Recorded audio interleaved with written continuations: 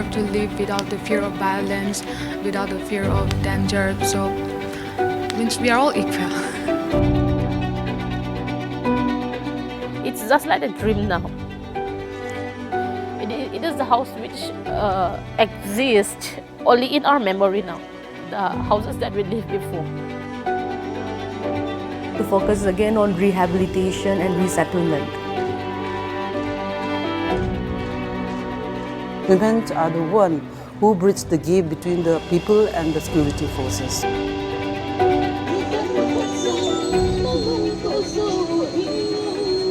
An eye for an eye will make the whole world blind.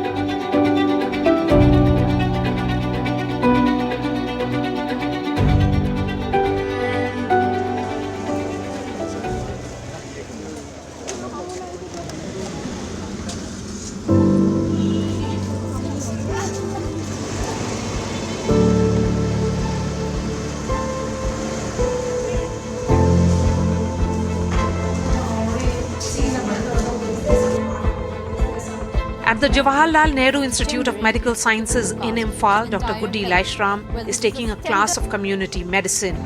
The mind of the person should be that the person is always ready to contribute about a positive change, to bring about a positive impact in the society. So education, it's every human being's right, every children's right.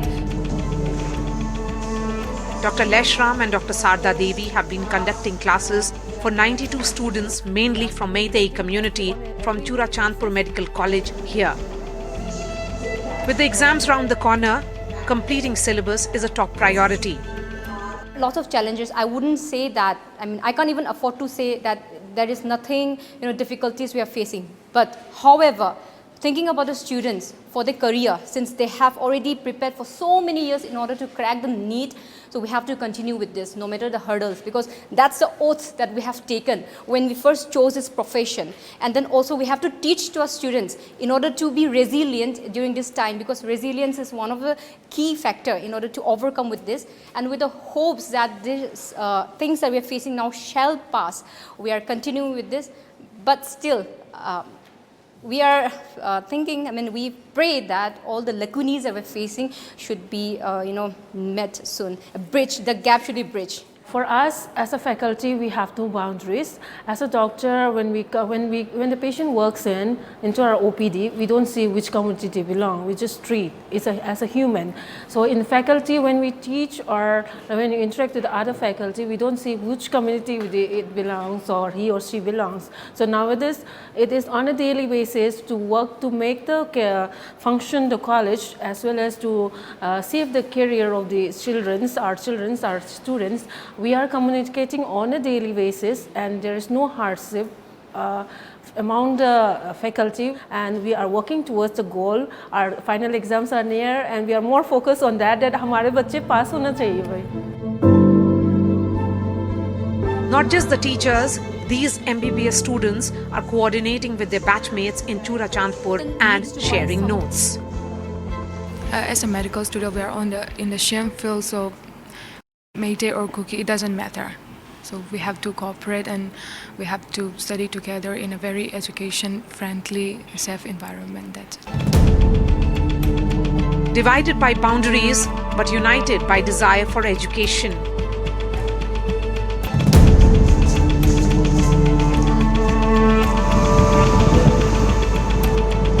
"63 kilometers from Imphal at Churachandpur Medical College, we meet the remaining 6 students from the first MBBS batch.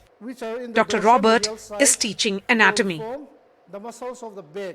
Everyone, I think, must be affected. Even those side will be affected, this side will be affected because of this thing.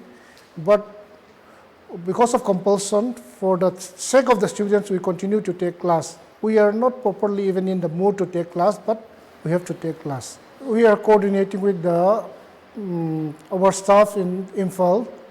So together, the exam is conducted simultaneously. The violence has meant the classroom today has students only from the Kuki community. They share stories of how they saved their Meitei batchmates and ensured their safety when the violence began. Me and Tamilian, we stayed the night for them. and we were checking out if the local people or the mobs would try to attack them. We stayed with them for 3 to 4 days, 2 to 3 days around them, so that we could make them feel like they are safe and there's nothing to be scared about. The situation and everything that we see, normal life or the life that we used to have before, is kind of dream-like to happen again.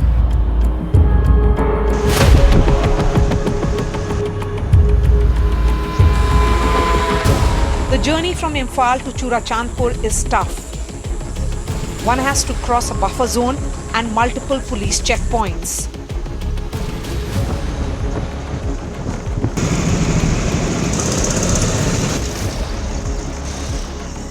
The streets have women protesters.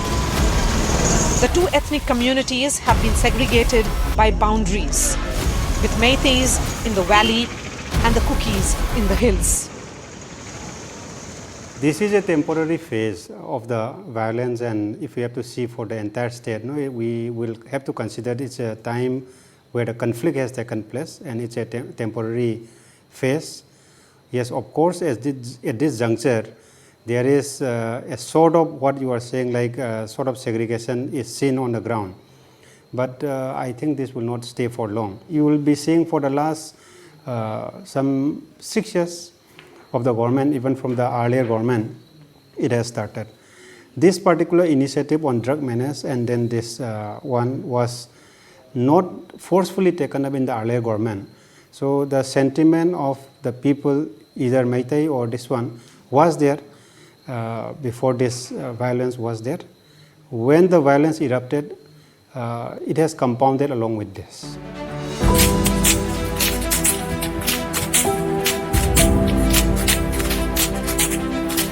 In 2017, the Manipur government started destroying thousands of acres of poppy farms in the state's hill districts. Manipur shares 400 kilometers of the 1,640 kilometer long India-Myanmar border, which has direct connection to the poppy cultivation and drug trafficking.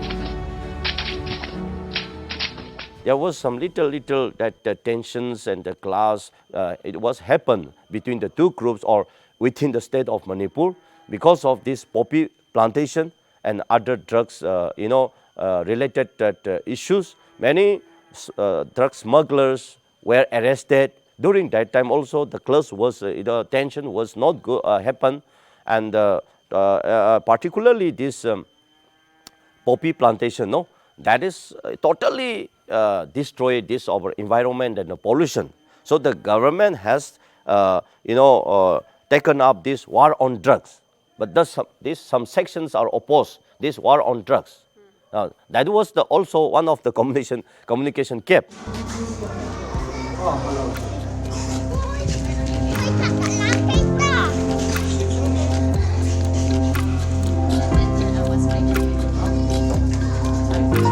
What I dream for her is that once she grow up, she should be a missionary so that she can spread a gospel for us, not only with the family, even for the whole nations. I want a baby to bring peace.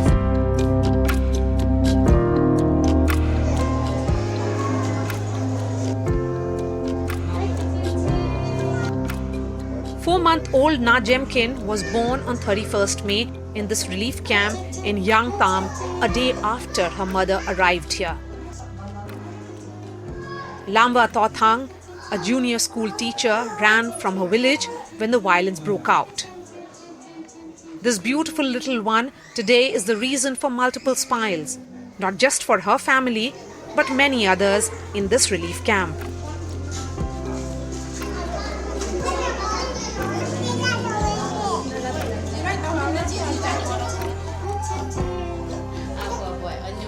Lamba Tothang hopes to give her baby a fulfilling childhood at her home.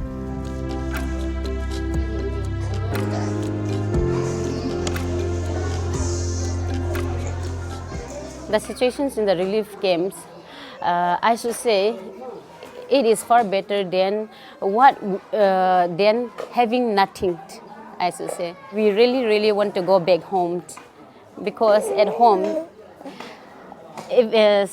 when we have When the money, the salary comes, or every day is for the wages we earn, so we can eat whatever the food we want, you know. It may not be much standard, but which is enough for us, is quite sufficient at home. And that times we yearn for our daily life there.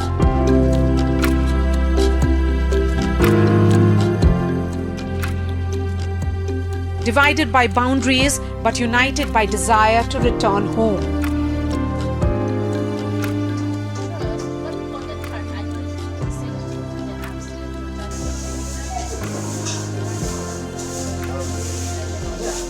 Ideal Girls College Relief Camp is one of the largest in Imphal.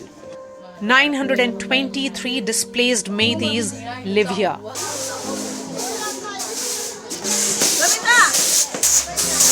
Women here have started looking at ways to keep themselves occupied and also look at means of livelihood as well. A number of departments of the government, they have been working towards it. For example, to cite a few, the Rural Development and Panchayati Raj Department has taken up a special initiative for this kind of people, and they have been given special job cards under these special provisions which is given in the MG and REGS Act of 2005. So they have been given special job cards, and I'm happy to share that some of them have actually started working. You know, the job card holders, they have started working in some of the Gram Panchayats, nearest Gram Panchayat where the relief camp is located, and they have also started getting the wages as per the work they have done. So that is one thing. And also the Manipur State Rural Livelihood Mission, they have also done a number of skill training programs. Different departments such as Labor Department, then a number of, then even Planning Department has also come up with this One Family, One Livelihood scheme, wherein financial assistance of up to rupees 50,000 for the initial phase will be given to each family if they wish to, start their own initiative, if they want to start their own livelihood activity.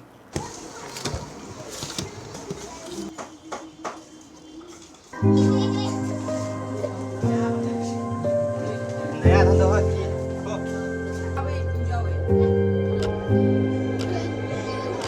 27-year-old Moiringtham baby was an English teacher in a private school. She remembers how Cookies and Meiteis lived cheek by jowl in her area.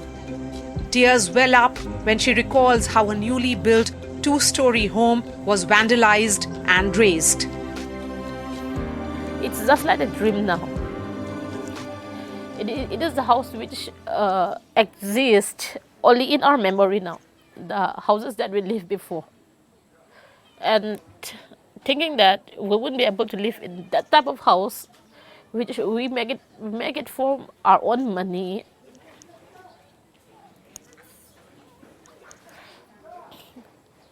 The thing that happens now, it may just happen, but let's not break our friendship, this and that. That is the words that we used to speak it. But yeah, I still have a love for them. Yeah. Since they are not the one who is waging a war, they are also like the common people like us. Yes. Today, she has a new friend in this relief camp.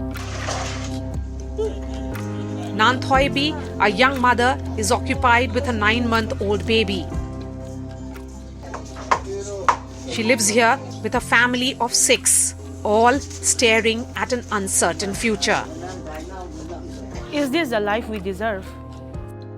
Now our houses are all burned down. All the properties are looted.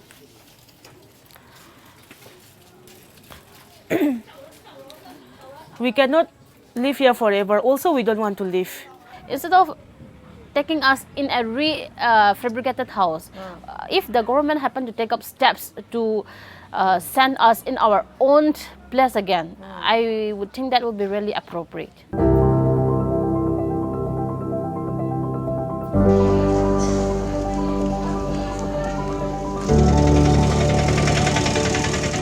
"12 kilometers from here, behind the Sajiva Central Jail, these prefabricated homes are new homes for 193 families.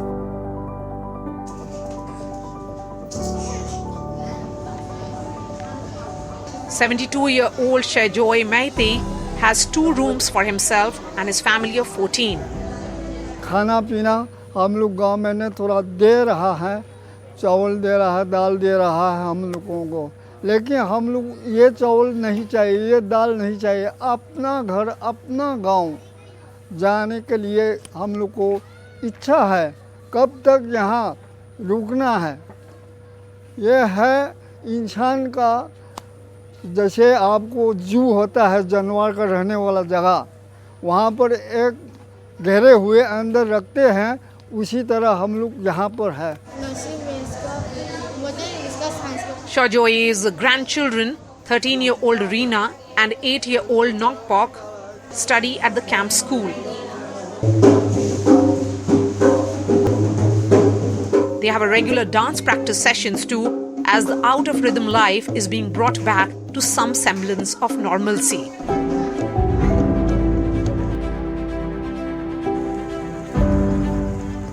हम लोग अनाज लगाने के लिए तैयार हो गया है और आज भी मटर उटर लगा कर के हम लोग को औरत नारी पार्टी ने कुछ कर रहा है। उधर भी अभी भी इसी वक्त भी लगा रहा है। At least 130 people have been killed and 400 wounded in violence that began in May. Nearly 59,000 people are today living in relief camps across Manipur. The state administration says their priority now is resettlement and rehabilitation. People who can actually go back immediately, and people who, being from the periphery villages, bordering the districts where the problems had started. So that one, and then people whose houses have actually been damaged totally, and for now, going back immediately is not possible. So we have met 2-3 categories, and we are working on it. So, I'm happy to share that some families, they have gone back to certain villages. I'm not mentioning the names, but then they have, they have felt safe, and now they have gone back to their own villages, and they are staying there. It was great weather and stories of general warmth of ordinary Manipuris that brought Adarsh Sinha to Manipur. This 27-year-old Bihari moved to Manipur only in 2021 after having worked in multiple states across India, including Karnataka, Goa and Andhra. He works as a manager in Bazaar India, which is the biggest general merchandise and apparel store in Churachandpur. ये 3 मई को हमारा store जल गया। जितने भी staff जो हमसे जुड़े थे 5 साल 6 साल से जो काम कर रहे थे वहाँ पर, तो मुझे तो किसी का जाति या जो भी है मुझे कुछ भी नहीं पता था। वो तो मेरे लिए सब एक समान थे, ठीक है। अब बाद में जब वहाँ का माहौल ख़राब हुआ तो वहाँ पे बाद में मुझे पता चला कि कोई मेरे स्टाफ मैतेई हैं, कोई कुकी हैं, कोई नागा हैं। ये चीज़ बाद में पता चला। Bazaar India Imphal branch was burnt down in violence. Today, Adarsh is counting his losses and looking for alternate routes to pile up his stocks. यहाँ पे अभी स्टॉक हमारा आ नहीं पा रहा है। सुनने में आ रहा है कि अभी मुझे दूसरा रूट देखना होगा या आइजवाल का ये रूट देखना होगा, तो इसमें थोड़ा सा तो प्रॉब्लम हो रहा है। 4-5 मंथ से हमारे पास में कुछ भी स्टॉक आया नहीं है, ठीक है, जिससे कि हमारा जो स्टॉक का वैल्यू होता है ना, वो 50% पे आ रह गया। Divided by boundaries, but united by interdependence. Manipur was going, developing fast, and then suddenly this happens, and we are, 10 decades behind. So it's heartbreaking. The relationship with me and the hill people is very, it was very cordial, and it was. When we used to stay as brothers, and we used to help out each other. Both Bigyanjit and his uncle Binod Babu Singh have suffered huge business losses because of the shutdown as a result of this violence. Even the corona time, it was not impacted like this. During the corona time, it impacted only 10 to 20%. But this time, the impact is very high. It is 80 to 90%. Singh, the president of Manipur Brick Industries Association, had to shut down his business on May 15th, when the supply of the raw material from the cookies in the hills stopped. We mainly based on firewood and the coal. This firewood is supplied by the hill peoples. We have tried to communicate with the government to give some relaxation, like repayment schedule of the bank loans and some relaxation on the GST and the extension of filing of income tax. Imphal to the place where I'm working. 35-year-old Bigyanjit studied civil engineering in Bengaluru. His construction company had an annual turnover of 160 to 170 crores last year. Today, work on multiple sites has been halted. I think what I'm expecting is around this year, I think it'll be around 80, maybe 80 crore from 160. Because I was working in 3 or 4 different sites in Manipur, but 2 of the sites are dominated by cookies. So their conflict area, we cannot go there, and I've lost many vehicles also burnt and stolen.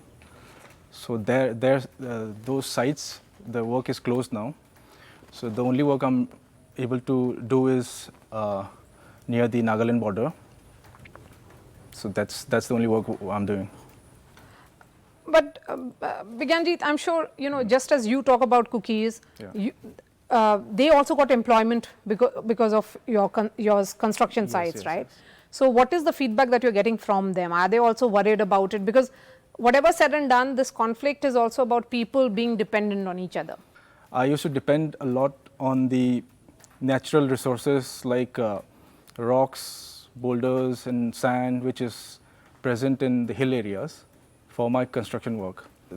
Because of this conflict, I'm not able to procure it. Like there's a on the way. He says most of his friends are from the hills, adding that it's the communication gap between the valley and the hill which is responsible for the current conflict. There's a communication gap between the 2 communities, and there's lots of misunderstanding on each other's part, and the leaders who are responsible for maintaining or running the state, I think they need to take an active role in in sending someone neutral and then start the process of communication. With the intervention of the government and the central government and the railways, help of the railway and our trader community which has initiated to bring goods through rail, the commodity prices has now been controlled. The price is at normal because of the railway.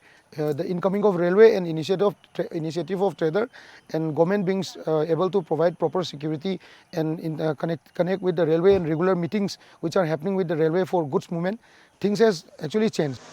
Shanta Nahak Palm, an agro-commodities exporter, suffered a loss of 250 crore in the last 5 months.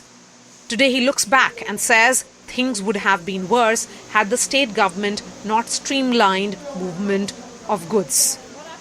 For essential commodities like dal, oil and other things, government has always initiated and has been sitting with traders on how the movement will take place. This crisis is not a normal crisis. It is not a crisis which where you demand something and somebody is objecting something. This crisis has been like a war which has been on different front lines.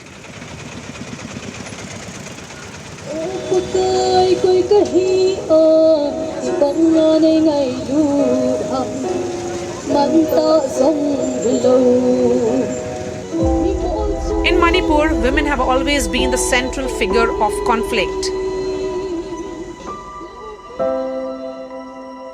leading protests, showing courage, guarding boundaries.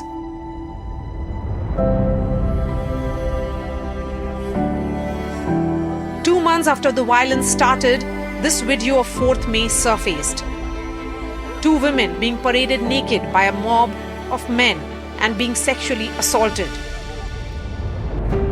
The state take so much time, and why is it that until and unless the violence happens on the body and on the surface of a woman, why doesn't the state wake up?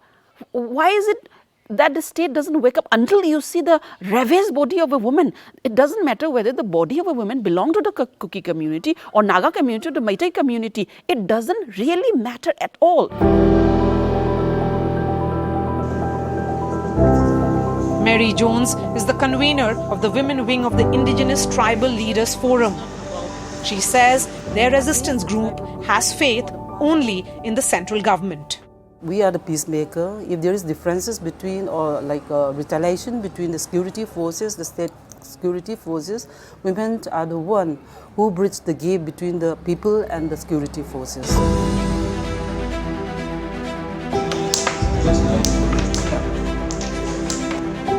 Five months since the ethnic violence began, ordinary Manipuris may have been divided by boundaries, but are united by fear, grief, and also hope for a better future. They are picking up pieces, hoping to return to a place they call home, away from tensions, away from violence. Thanks for watching.